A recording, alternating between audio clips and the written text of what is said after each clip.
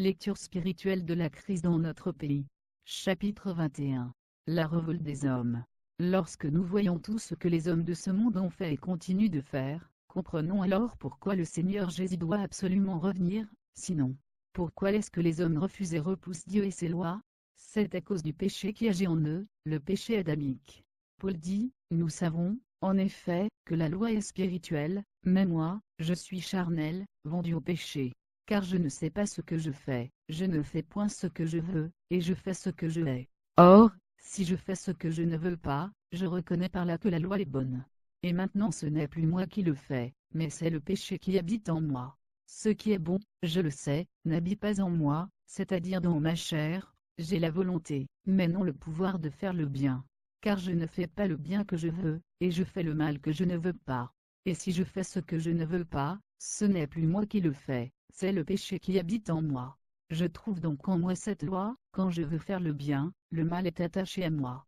Car je prends plaisir à la loi de Dieu, selon l'homme intérieur, mais je vois dans mes membres une autre loi, qui lutte contre la loi de mon entendement, et qui me rend captif de la loi du péché, qui est dans mes membres.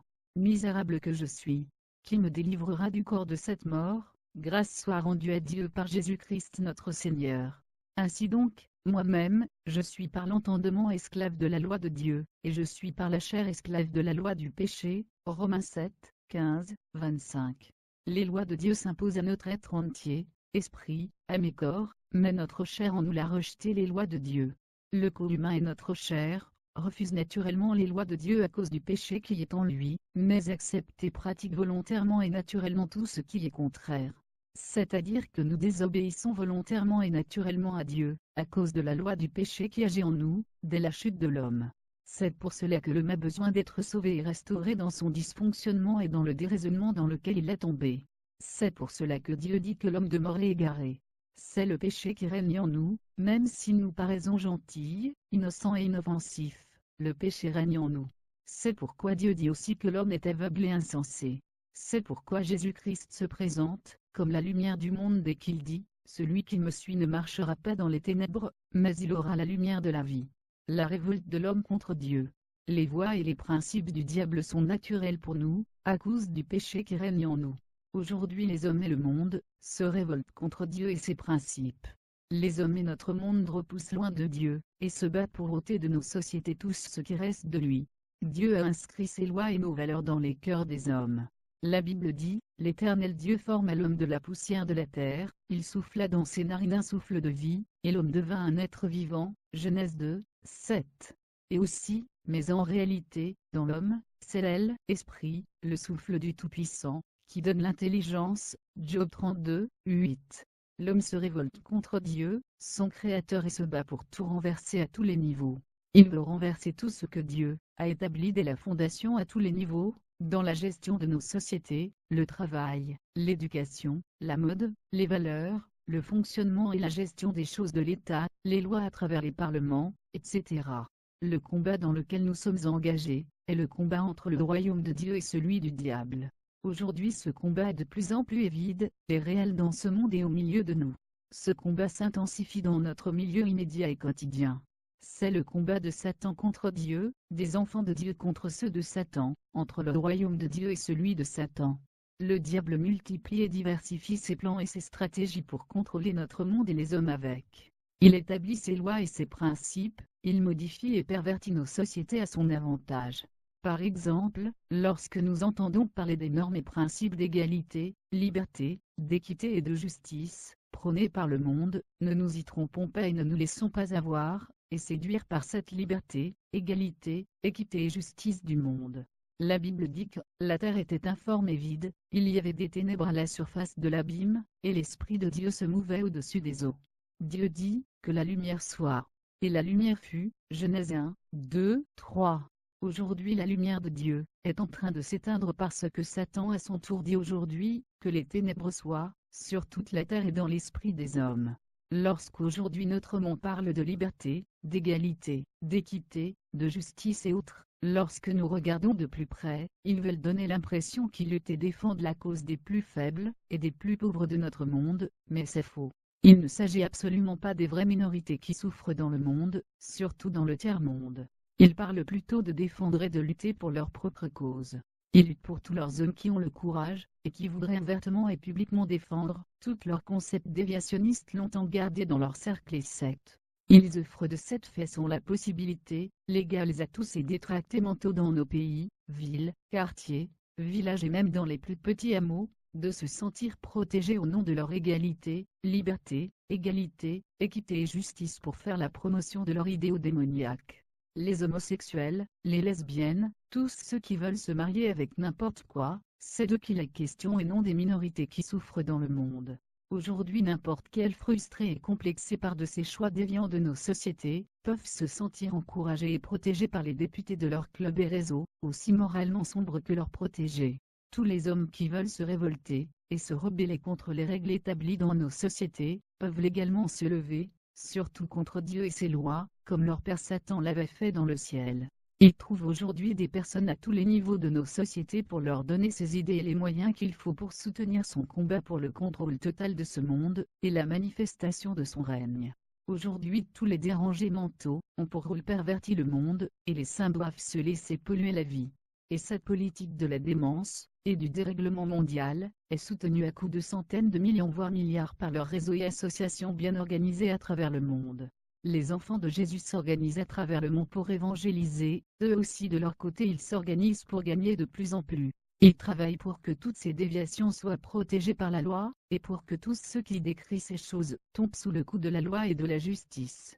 C'est cela notre monde d'aujourd'hui, c'est cela la liberté, l'égalité et la justice. C'est le moyen légal de contester par des rebelles, la loi de Dieu et la remplacer par leurs normes et valeurs. Ils travaillent pour l'avènement pour monde où la justice est remplacée par injustice et la vérité par le mensonge, la lumière par les ténèbres, Dieu par Satan. Et où sont l'Église, les enfants de Dieu? Les murailles de l'Église, seul rempart et le dernier espoir du monde, s'effondrent. Aujourd'hui les ténèbres de Satan couvrent notre monde, car le diable et ses hommes travaillent. Ils ont réussi à chasser de notre monde et des cœurs des hommes, la lumière de Dieu. Maintenant leur objectif final, est l'Église de Dieu. Ils se battent désormais pour l'envahir par leurs ténèbres, car le seul lieu où les ténèbres du diable n'ont pas encore totalement envahi, c'est l'Église. Aujourd'hui le combat se déroule maintenant au sein de l'Église. L'Église est aujourd'hui le dernier rempart dans ce monde, dans ce combat des ténèbres contre la lumière, de la vérité contre le mensonge, du bien contre le mal, des enfants de Dieu contre les enfants de Satan. Où nous en sommes, Satan et son camp multiplient la stratégie pour envahir l'Église de leurs ténèbres. Mais leur stratégie principale, c'est l'infiltration. Dieu aussi le sachant, il devient de plus en plus dur et ferme avec son Église. Le chemin de son royaume reste étroit et resserré. Et quelle que soit la pression des foules, et leurs pasteurs à la porte qui font la pression, Dieu reste ferme dans ses voies. Même les pasteurs revoient à la baisse les règles d'élection dans leur communauté. Les hommes de Satan y sont à l'intérieur, parmi nous, et c'est de l'intérieur qu'ils font maintenant le travail. Ils sont livrés que Satan a semé dans le champ du Seigneur, lorsque ses serviteurs dormaient. Ils ont ouvert des brèches pour que ceux du dehors puissent entrer. Et aujourd'hui ceux du dehors entrent en masse. Le Seigneur avant de partir a fait les trous d'ail dans les murailles de son Église, afin que tous ceux qui veulent y entrer, ne puissent pas entrer chargés de ces bagages. 2014 ans plus tard, le chemin étroit et resserré, sont devenus de véritables boulevards, les trous d'ail sont devenus d'énormes portails à travers lesquels tous ceux qui veulent rentrer puissent passer avec tous leurs bagages. Alors aujourd'hui l'Église de Dieu, est remplie de toutes sortes de bagages et de feux étrangers. Les hommes de Satan utilisent aujourd'hui ces portails et boulevards ouverts qui sont l'amour de l'argent, l'orgueil, le sexe, le succès ministériel et autres, la doctrine de la prospérité et la bénédiction, etc. Aujourd'hui, ils sont bien là au milieu de nous, ils sont réussi la première étape de leur plan. D'ailleurs nous les avons donné les meilleures places dans nos assemblées. Ils ont même pris le contrôle de certaines, et ils se battent maintenant à convaincre les autres pour chasser totalement le Saint-Esprit son l'Église, comme Satan a voulu le faire dans le ciel. Aujourd'hui les hommes de Satan se battent maintenant, pour contrôler totalement l'Église pour faire asseoir leur chef. Mais ils ont du mal le pouvoir malgré le long, et profond sommeil des enfants. Le Saint-Esprit lui-même fait son travail mais si ce n'est pas son rôle, car à chaque fois qu'ils veulent prendre le contrôle d'un arbre, plusieurs branches de l'arbre se brisent pour évoluer ailleurs. Lorsque celle-ci se développe, Satan y envoie encore ses mercenaires pour les séduire avec tout ce qu'il faut l'argent, biens matériels, par des mariages piégés, etc. Ainsi, Satan et ses hommes ont réussi à injecter leur venin dans l'Église. Ils ont inoculé plusieurs par leur venin, et l'Église est gravement atteinte. Elle se meurt tout doucement sous nos yeux, et malheureusement elle n'a pas conscience de cette mort silencieuse.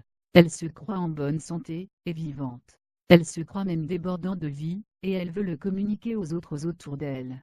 Mais elle se rend compte que quelque chose ne va bien chez elle. Le Seigneur a dit, « Voici ce que dit celui qui a les 7 esprits de Dieu et les 7 étoiles, je connais tes œuvres. Je sais que tu passes pour être vivant, et tu es mort. » Apocalypse 3, 1. Ils sont au milieu de nous. Nous pensons être vivants. Or, notre force nous abandonne. La force de l'Église qui est sa sainteté, son amour, sa foi, le zèle de l'Esprit, et surtout l'authenticité de sa parole, et la connaissance de Dieu, et de son oint, ne sont plus réelles. Aujourd'hui nous apprenons tous les secrets et les mystères, de comment réussir son ministère, mais, la sainteté, l'amour du prochain, la véritable foi, la marche par l'Esprit, la vérité, la justice, la droiture, l'intégrité, l'authenticité, la parole de Dieu, la connaissance de Dieu lui-même, la connaissance du Fils et le royaume de Dieu, ne nous disent plus rien. Nous allons de nation en nation pour nous inspirer, des expériences des hommes qui ont de grands ministères. Nous ne parcourons pas ces nations pour aller avoir la sainteté, l'amour du prochain, la vérité, la justice, la droiture, l'intégrité, l'authenticité, la parole de Dieu, la connaissance de Dieu lui-même, la connaissance du Fils et le royaume de Dieu, la foi qui est basée sur la parole de Dieu et non des rêves, comment marcher par l'Esprit pour ne pas complaire les œuvres de la chair, pour réintroduire dans nos communautés l'authenticité. La parole de Dieu, pour avoir la connaissance réelle de Dieu lui-même et de son oint, lui qui est le mystère caché de tout temps, et la connaissance de son royaume. Et c'est pourquoi nous sommes confus et périssons. Et nous attendons le secours de celui qui est le Tout-Puissant, celui qui peut toutes choses. En réalité le péché de ceux qui ont des yeux pour voir, des oreilles pour entendre la voix de dans ce pays, passe très lourd. Notre péché est grand devant Dieu, et l'empêche d'agir sur terre, et assombrit l'éclat du royaume. Le Seigneur Jésus dit, « Pendant que je suis dans le monde, je suis la lumière du monde » Jean 9, 5, mais il dit aussi à ses disciples, « Vous êtes la lumière du monde. » Une ville située sur une montagne ne peut être cachée. Matthieu 5, 14. Voici ce qu'est l'Église de Jésus dans ce monde, la lumière du monde. Mais le diable est en train d'éteindre cette lumière du monde qui est l'Église. Le Seigneur dit aussi, « Vous êtes le sel de la terre. » Mais si le sel perd sa saveur, avec quoi la lui rendra-t-on? Il ne sert plus qu'à être jeté dehors, et foulé aux pieds par les hommes. Matthieu 51, 3. Alors si ce monde s'assombrit de plus en plus, c'est parce que notre lumière s'éteint. Et si le monde devient de plus en plus invivable, c'est parce que notre sel perd sa saveur. Aujourd'hui Satan travaille à ôter la saveur du sel des chrétiens et de l'Église, et il est en train de réussir. Et nous pendant ce temps, qu'est-ce que nous faisons? Nous nous battons entre nous. Nous nous glorifions des succès de nos ministères, et du nombre de nos membres. Nous nous comparons les uns les autres, et nous nous défions mutuellement. Satan a vraiment réussi, il a réussi à nous posséder, à nous retournons l'un contre l'autre. Et malheureusement, nous n'avons pas conscience que nous nous détruisons les uns les autres, mais surtout nous n'avons pas conscience que nous détruisons l'Église du Seigneur, et nous le perçons, car lorsque nous blessons un frère, c'est le Seigneur que nous perçons, car le Seigneur est en lui, et lorsque que nous détruisons l'Église, c'est son royaume de Jésus que nous détruisons. Satan nous utilise, et sommes possédés et téléguidés par Satan pour détruire l'Église de Dieu. C'est pourquoi le Seigneur nous détruira aussi. L'Église est le règne de Dieu. L'Église est le lieu du règne, et de la manifestation du Tout-Puissant sur terre. Elle est l'armée sur terre de l'Éternel des armées. Elle est le lieu où il manifeste sa justice, sa droiture, sa vérité, sa miséricorde, son amour, sa sanctification, son humilité, et les autres choses de son royaume sur la terre. Mais où sont ces choses dans son Église aujourd'hui au milieu de nous? L'Église est la colonne de la vérité, mais où est cette vérité au milieu de nous? La seule conscience de l'humanité, et des nations reste aujourd'hui l'Église de Dieu, car elle est la lumière du monde et le sel de la terre. C'est pour cela, Dieu nous a choisis et mis à part, qu'il nous a établis pour que nous représentions cette vie de son royaume sur terre, que nous la répandions partout dans le monde. Mais où nous en sommes aujourd'hui? Nous sommes renfermés dans nos communautés. L'Église est la seule qui peut encore éclairer ce monde qui s'assombrit, par sa vie, sa manière de voir, de penser et de faire, et surtout par l'Esprit qu'il règne, pour lui montrer la vraie vie et le chemin de cette vie. Mais est-ce qu'aujourd'hui les hommes qui nous regardent, veulent vraiment nous suivre sur notre chemin? L'Église demeure la lumière qui peut éclairer tous ceux qui marchent dans les ténèbres de ce monde, et qui se perdent. Elle est la voix de Dieu, sa manière de penser et de voir le monde. Elle est aussi la voie et le chemin qui lui montre ce qui lui manque, qui est la vérité, la droiture, la justice, l'intégrité, l'humilité, la maîtrise de soi, la patience, la douceur, de la sainteté, de l'amour vrai, le réel Dieu, la paix véritable, etc. C'est cette force de l'Église que Satan est en train de détruire aujourd'hui, après les avoir détruits et les a ôtés du monde. L'Église est encore le lieu où nous invoquons le vrai Dieu sur terre, où ses lois, les principes et les valeurs de son royaume sont prônés et défendus. Et où nous en sommes aujourd'hui, c'est dans l'Église que le Saint-Esprit de Dieu se déploie sur la terre pour s'étendre sur le monde, les villes, les quartiers et dans nos maisons. C'est l'Église qui dévoile aussi les plans et les œuvres de Satan et de ses démons. C'est l'Église et les chrétiens qui combattent directement Satan et ses démons pour détruire ses plans et ses œuvres. C'est l'Église qui les chasse et les repousse loin des frontières, nos possessions, activités et maisons comme les anges de Dieu l'ont fait dans le ciel. C'est l'Église qui a officiellement déclaré la guerre à Satan, ses démons et ses hommes qui sont sur la terre. Nous devons savoir que Satan a existé avant l'Église. Il a déclaré la guerre au Tout-Puissant, et à son loin dès le commencement de tout. Et depuis ce jour le diable a décidé de s'attaquer et détruire, ou s'accaparer tout ce que Dieu crée. Mais c'est pourquoi après la création Dieu s'est choisi un peuple, qui est le peuple d'Israël pour lui apprendre personnellement ses lois et ses principes. Dieu a réellement marché avec Israël, et la Bible se présentant aussi comme un livre d'histoire, montre les traces de la relation entre Dieu et ce peuple. Mais Israël était la préfigure de l'Église. Israël est le peuple naturel de Dieu, et l'Église est son peuple spirituel. Israël était l'image de l'Église.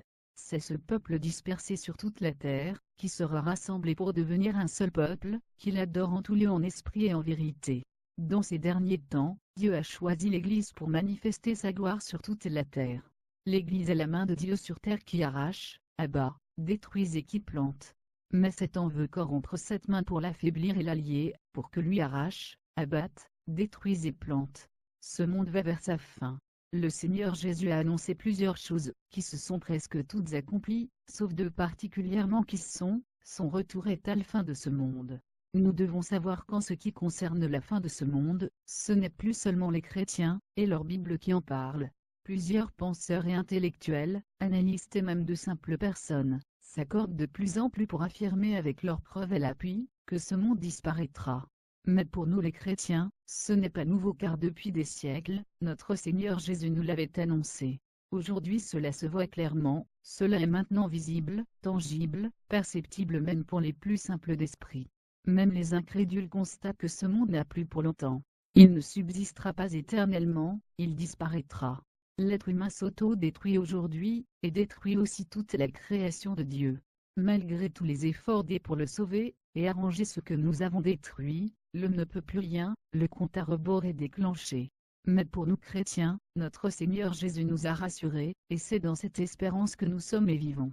Il nous a dit qu'il partait vers son Père, et notre Père pour nous préparer une place et revenir nous chercher, et nous serons toujours avec lui. Il a dit aussi, il y a plusieurs demeures dans la maison de mon Père.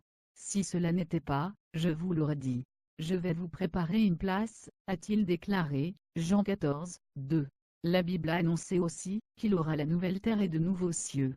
Les hommes se battent pour fuir les choses de la fin. Notre monde vit sous une terrible malédiction, parce que les hommes ont refusé et rejeté sainte loi de Dieu, manifestée dans ces derniers temps par le Seigneur Jésus-Christ.